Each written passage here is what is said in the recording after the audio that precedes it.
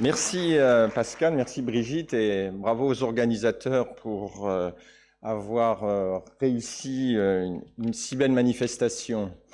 Alors la question qui m'est posée, quelle société demain, est assez vertigineuse parce que quand on réfléchit aux 20 années qui se sont écoulées, personne dans cette salle n'aurait pu imaginer que nous aurions tous des téléphones portables à l'intérieur desquels on pourrait échanger des messages, consulter 10 fois par jour notre messagerie et voir prendre des photos, puis prendre des vidéos, transférer des vidéos. Enfin, tout ce qui s'est passé depuis 20 ans, personne ne l'avait imaginé dans les années 1990.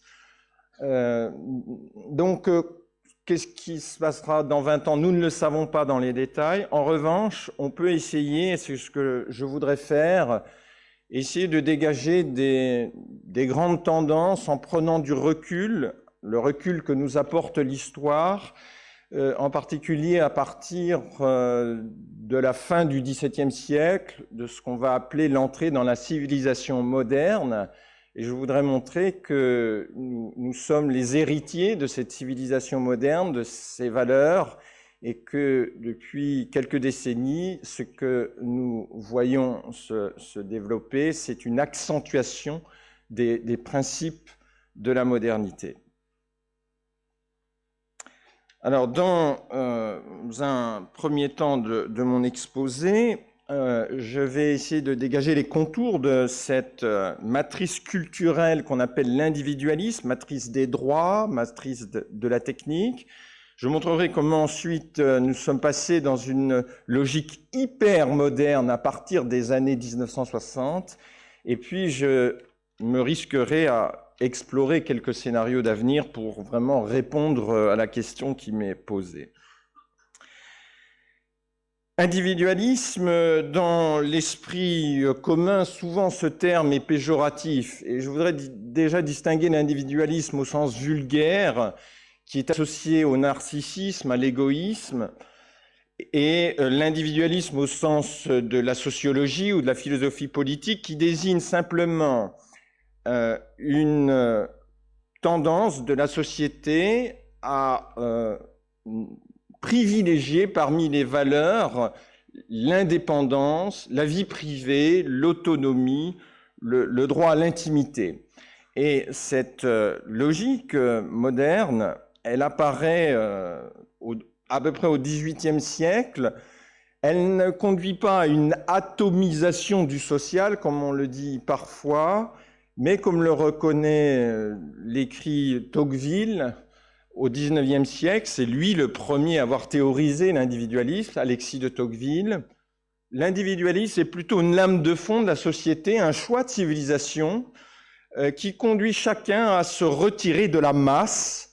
Le peuple et ses normes sociales sont abandonnés, non pas pour un repli dans la forteresse de son ego, mais on se retire à l'écart avec ses amis, avec ses proches. Autrement dit, la société individualiste n'est pas celle d'une société où les gens sont complètement désocialisés, mais c'est vrai qu'ils continuent à exercer leur sociabilité plutôt dans des groupes restreints, la famille, les réseaux, les clans. Donc l'individualisme est un phénomène de société, c'est un phénomène de culture axé sur l'indépendance individuelle, alors que l'égoïsme, dit Tocqueville, c'est plutôt un amour excessif de soi-même. Donc l'égoïsme est plutôt une disposition psychologique, l'individualisme plutôt une civilisation fondée sur le respect des droits de l'individu. Alors pour essayer de visualiser un peu mieux ce mouvement, cette lame de fond, des auteurs ont fait des systèmes d'études comparées avec d'autres cultures, notamment les ethnologues, les anthropologues, comme Louis Dumont, et ils ont fait remarquer que dans les sociétés holistes, l'individu est assujetti au groupe Et cet assujettissement au groupe, il s'exprime à travers tout un ensemble de codifications dont la plus apparente est le mode vestimentaire. Ici, nous voyons sur cette photo une ethnie, Baïga, où les individus n'ont absolument pas le choix de leur mode d'accoutrement, d'habillement, et cet habit va illustrer leur appartenance à un groupe. Voilà. L'individu est au service du groupe, alors que dans l'individualisme, c'est le groupe qui va être au service de l'individu. Et on voit ici, sur cette photo, je me suis amusé à reprendre l'image d'une femme qui appartient à une société individualiste et qui, quelque part, peut avoir des traits de similitude avec celle d'une femme d'un groupe ethnique, holiste, à ceci près que la crête qu'elle a sur la tête, c'est elle qui l'a choisie. Et si demain, cette crête ne lui convient plus, elle trouve que finalement, ce n'est pas une bonne idée, elle peut changer. Et il y a une réversibilité de ce choix individuel dans son mode d'apparaître. Ce qui est aussi frappant dans l'individualisme, c'est que je vais singulariser mon moi, mon unicité, ma singularité, en m'opposant au groupe. C'est-à-dire qu'elle s'habille comme ça, non pas pour manifester son appartenance au groupe, mais pour montrer au contraire qu'elle est anticonformiste, qu'elle est originale, au risque de l'excentricité. Mais enfin, c'est ici qu'on voit le lien entre modernité et mode. Ce n'est pas un hasard si le préfixe de la modernité, c'est la mode, c'est-à-dire une culture fondée sur le changement, l'innovation, la créativité et aussi la frivolité. On peut schématiser les choses de la manière suivante. À partir du XVIIIe siècle, on passe d'une société holiste, fondée sur le respect des traditions, la mémoire des aïeux dans certaines communautés, le respect des textes sacrés ou le respect des représentants de Dieu sur terre. Et j'ai illustré ce type d'organisation sociale par le rituel de l'excision, de la circoncision, pardon, mais l'excision aussi pourrait illustrer cette pratique qui consiste à inscrire la mémoire du peuple sur la chair de l'individu pour ne pas qu'il oublie justement le passé et qu'il se souvienne toujours du groupe à l'intérieur duquel il est venu au monde. Donc ça, c'est typique d'une société traditionnelle qui repose sur la transmission des valeurs qui viennent du passé. Alors que dans la société individualiste qui est mise en place à partir de la fin du XVIIe siècle, eh bien, on assiste à un véritable basculement, puisque la valeur qui monte en puissance, c'est la valeur de l'individu, de sa subjectivité, de sa pensée. Je l'illustre par la figure, l'effigie de Descartes. Tout le monde a encore en mémoire « je pense donc je suis » dans le discours de la méthode, et cette formule est restée célèbre parce qu'elle est assez emblématique de la nouvelle civilisation qui a vu le jour à partir de la fin du XVIIe siècle. Une civilisation comme on n'en avait jamais vu par le passé, qui n'est plus donc fondée sur le respect des traditions, mais au contraire sur le culte de l'émancipation. Émancipation à l'égard du passé. Le passé n'est pas complètement discrédité, mais il ne fait plus autorité. Le passé, c'est dépassé. Et aujourd'hui encore, quelqu'un qui défend des idées du siècle dernier, c'est-à-dire de la préhistoire, sera taxé de ringard, de conservateur, réactionnaire, rétro, vieux, etc. Donc ça, c'est ça notre moule civilisationnel, si vous voulez, c'est l'émancipation de l'individu qui brise les chaînes qui l'attachaient à la tradition et qui se présente à partir de lui-même. Je pense, donc je suis le résultat de ma propre pensée. L'homme des sociétés traditionnelles, lui, se définit en termes de lignage. Qui êtes-vous, madame? Je suis la fille de. Qui êtes-vous, monsieur? Moi, je suis le fils de. Ils se définissent par rapport à leur groupe d'appartenance, leur famille, alors que le moderne, lui, il trouve que le groupe est trop étouffant, écrasant, et donc il va briser cet assujettissement à la tradition.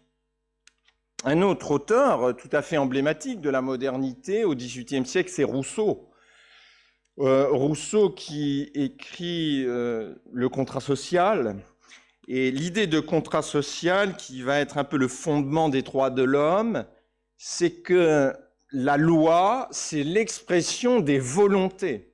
On se met autour d'une table, on discute, on vote, et c'est la majorité qui sera représentée par la loi. Ça, c'est un mouvement tout à fait inédit dans l'histoire, puisque pour la première fois, la volonté devient le fondement de l'organisation sociale, alors qu'à l'époque de Rousseau, avant la Révolution française, le fondement de l'autorité, c'est le droit divin, c'est la monarchie, la nature, la religion. Vous voyez, le geste de la modernité, c'est d'émanciper les hommes de la religion, du passé, de la nature, et donc de tout faire reposer sur la volonté et le contrat qui va s'étendre aux relations individuelles. Et aujourd'hui, on parle de bioéthique.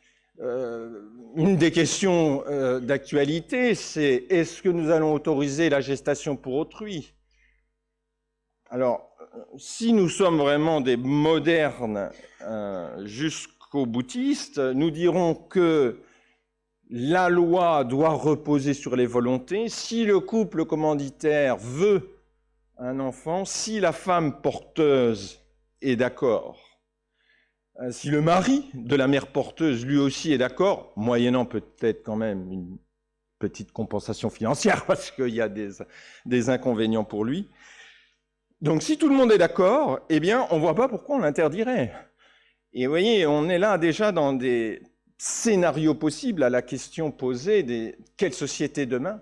Une société qui reposerait de façon volontariste uniquement sur la volonté individuelle, qui écarterait la nature, pourrait donner lieu aussi, pourquoi pas, au commerce des organes.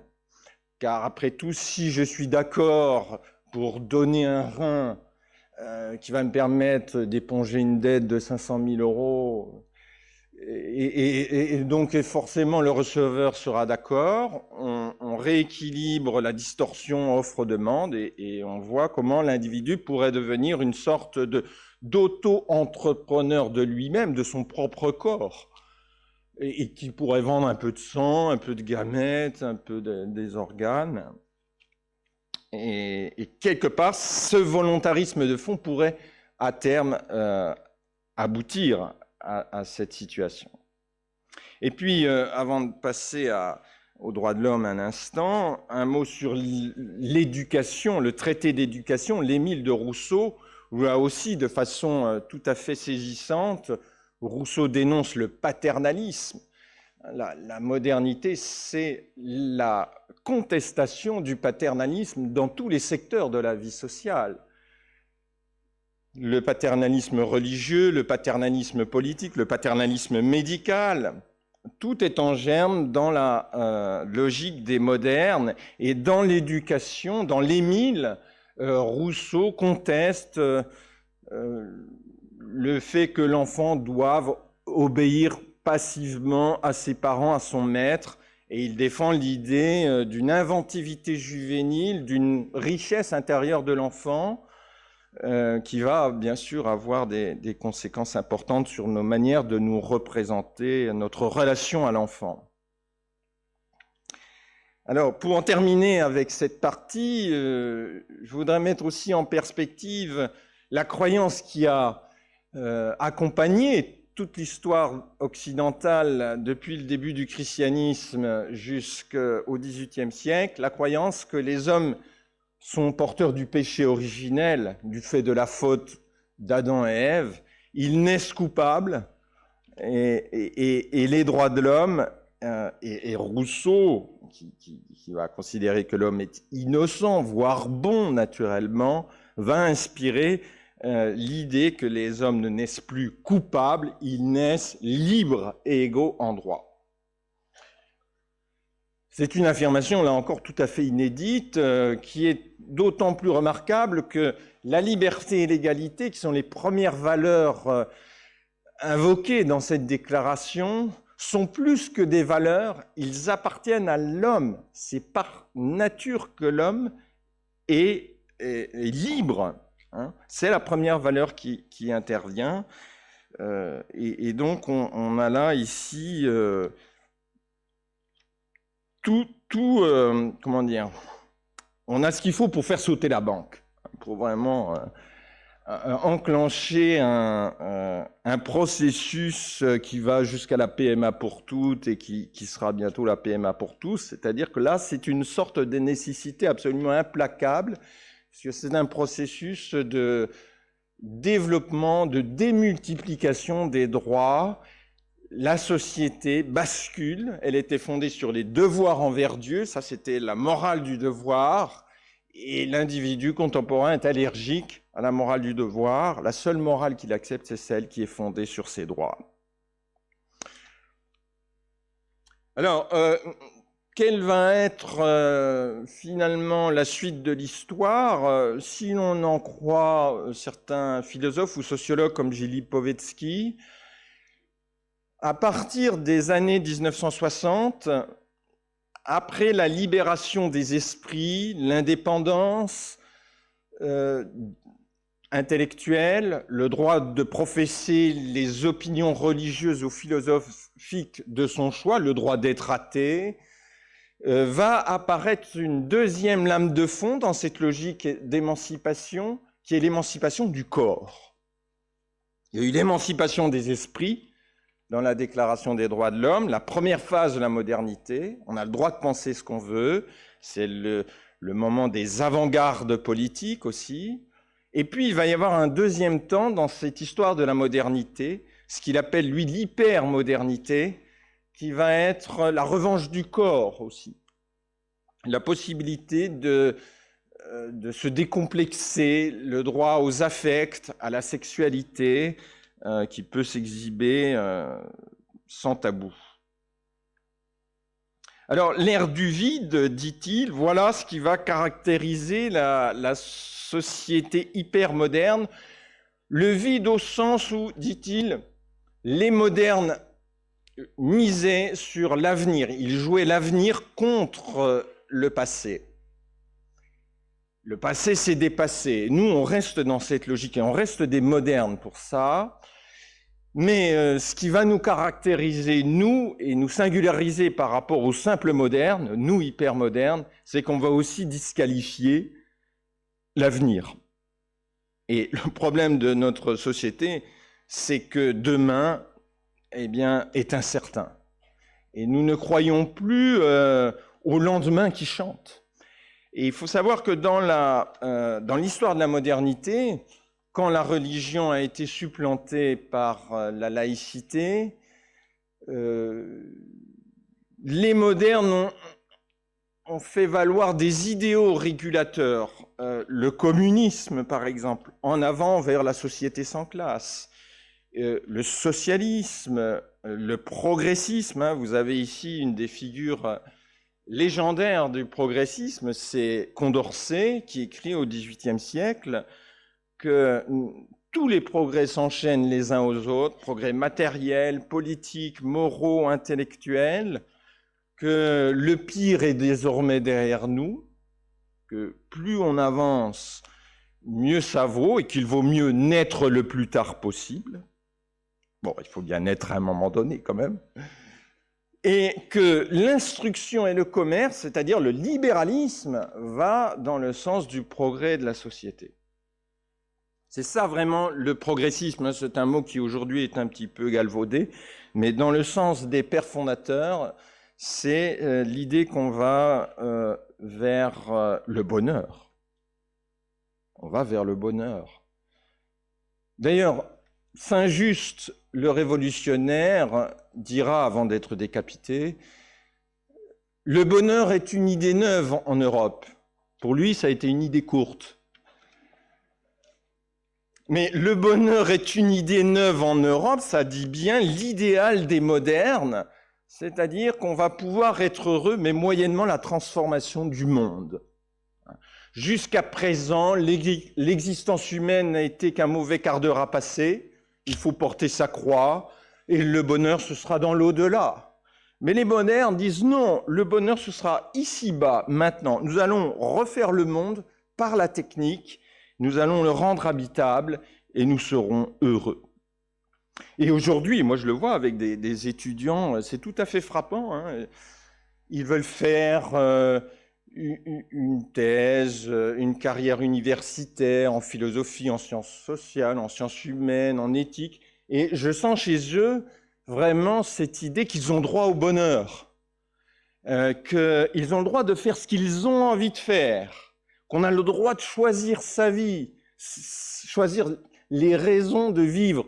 Mais ça, c'est quelque chose de tout à fait nouveau. Alors, de temps en temps, ça se passe bien, ça marche. Hein. On fait dans la vie ce qu'on voulait faire. Mais au fond, ce n'est jamais qu'une croyance. L'idée qu'on devrait être heureux sur Terre est une croyance tout à fait récente dans l'histoire de la modernité et qui va engendrer de grandes frustrations pour les individus qui ne se sentent pas heureux et qui ne comprennent pas pourquoi. Et qui vont parfois se sentir seuls, isolés, dépressifs, addicts, qui cherchent dans cette frustration un sentiment d'égarement, qui cherchent leur bonheur. Alors j'aborde ici, c'est vrai, un peu le revers de la médaille de l'individualisme, car l'individu est libre, indépendant, souverain, mais en même temps, c'est vrai qu'il est plus seul. Et il y a des statistiques qui sont assez saisissantes, puisque vous voyez qu'en l'espace de 5 ans, le statut de célibataire augmente, que pour la première fois, il y a quasiment dans notre société autant de célibataires que de personnes mariées. Alors, ce qui est important aussi pour les cancérologues, c'est de savoir que les personnes divorcent pour les hommes à 42 ans, pour les femmes à 44 ans. Pourquoi je dis que c'est important? Parce que c'est vrai que voilà des personnes qui vont arriver à un âge où ils sont plus exposés à des risques de cancer et en même temps, parallèlement, avec une situation familiale de plus grande précarité. Alors, l'hypermodernité, donc, c'est la radicalisation de la liberté individuelle. Je l'ai dit, c'est l'hédonisme. C'est aussi le consumérisme. Parce que depuis les années 60, on entend parler du divertissement, des loisirs, des vacances. C'est la société de l'humour, de la dérision, de la frivolité. Et c'est aussi la société libertaire et matérialiste qui se met en place au point que c'est toute la planète qui devient une sorte d'hypermarché. Jamais dans aucune société nous n'avons eu à ce point une gamme de choix, de services. Et aujourd'hui, avec une carte bleue, on peut obtenir un peu tout ce que l'on veut. Hein. Et c'est le bonheur ici et maintenant. Ce n'est plus le bonheur comme chez les modernes, demain avec la société du progrès, la société communiste. Non, c'est tout de suite que nous voulons être heureux. Maintenant, ça veut dire la main tendue. Et la main tendue dans les hypermarchés, elle a le bonheur à sa disposition après être passée à la caisse où on espère quand même rencontrer un être humain.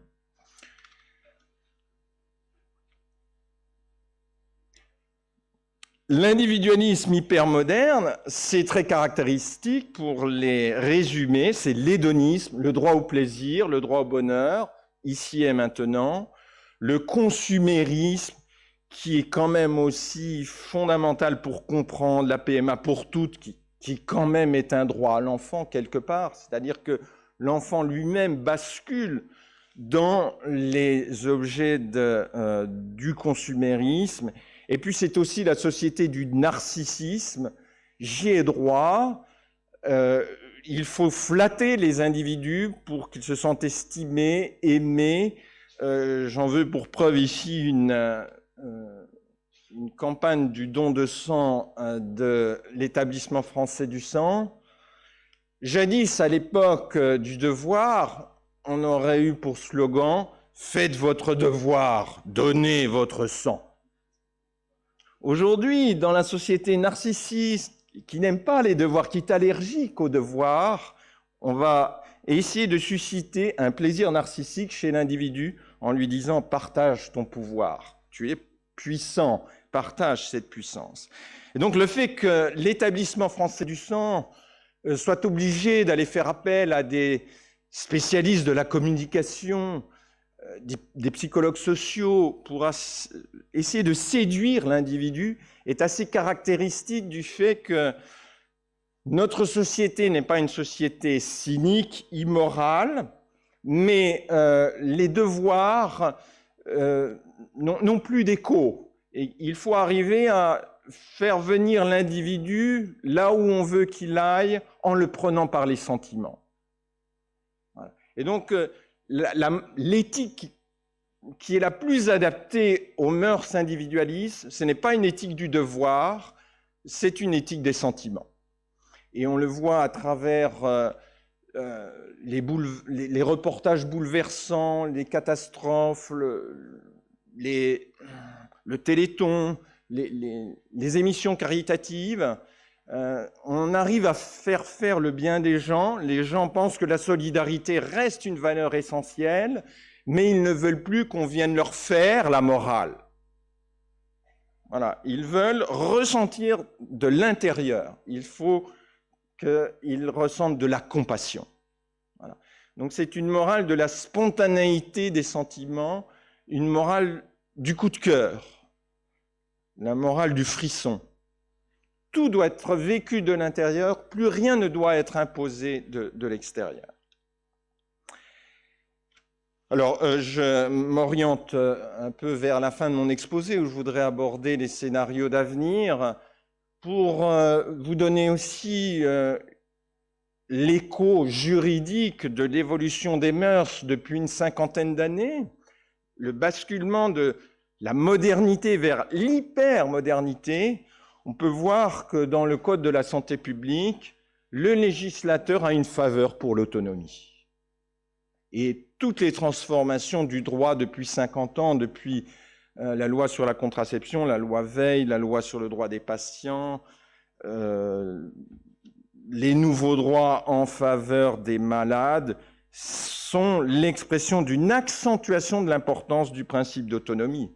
C'est tout à fait flagrant dans la loi Claes-Leonetti de 2016 où on a octroyé aux patients en fin de vie, on a confirmé le droit de l'individu à refuser un soin vital. Le médecin n'a plus le droit d'essayer de le convaincre, il doit simplement l'alerter sur la gravité des conséquences de son choix s'il refuse le traitement, les directives anticipées qui sont devenues opposables, le choix de désigner une personne de confiance, qui est assez révolutionnaire, mais dont on n'a encore pas pris toute la mesure, je crois, parce que si la personne a choisi une personne de confiance, alors cette personne de confiance doit pouvoir la représenter quand elle ne sera plus en état de le faire, donc elle va avoir forcément de plus en plus d'importance, et puis le droit à la sédation continue jusqu'au décès, qui était une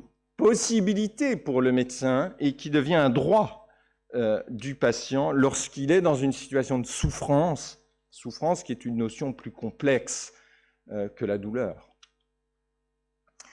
Sur le plan des mœurs, on peut remarquer que partout aussi s'exprime la doctrine de l'autonomie de la volonté, la PMA pour toutes, je l'ai dit, mais aussi le refus de vaccination, la demande de la société pour des tests préconceptionnels qui permettraient d'avoir un enfant sans handicap, sans maladie, des revendications de la part des personnes handicapées pour avoir un droit à l'épanouissement sexuel, puisque quand vous êtes handicapé, vous avez plus de risques d'être frustré. Et puis le droit à l'euthanasie qui ne cesse de se faire entendre de façon plus insistante encore dans notre société. Pour les médecins, cet individualisme a des effets ambivalents. À la fois, c'est une plus grande responsabilisation des personnes, puisqu'ils participent aux décisions, ils s'engagent, et en même temps, de façon ambivalente, il y a aussi plus d'agressivité. Le malade pense qu'il a droit à, quelque part, rédiger l'ordonnance. Et cela peut créer des tensions, voire des situations d'agressivité. Et d'après les statistiques, en 2017, il y a eu plus de 1000 médecins agressés. On voit apparaître le concept de patient difficile. Je dirais que ce patient difficile, eh bien, pour le comprendre, il faut remonter jusqu'au XVIIIe siècle. Ce n'est pas quelque chose qui est apparu comme ça du jour au lendemain, ce n'est pas un éclair dans un ciel bleu, c'est tout un travail qui s'est accompli depuis des siècles. Alors, il me reste 5-10 minutes, je crois, c'est ça, pour aller vers une conclusion. Quels vont être les scénarios d'avenir ? Je vais parler sur le plan de la société, des mœurs, et puis aussi je parlerai de l'évolution dans le domaine médical.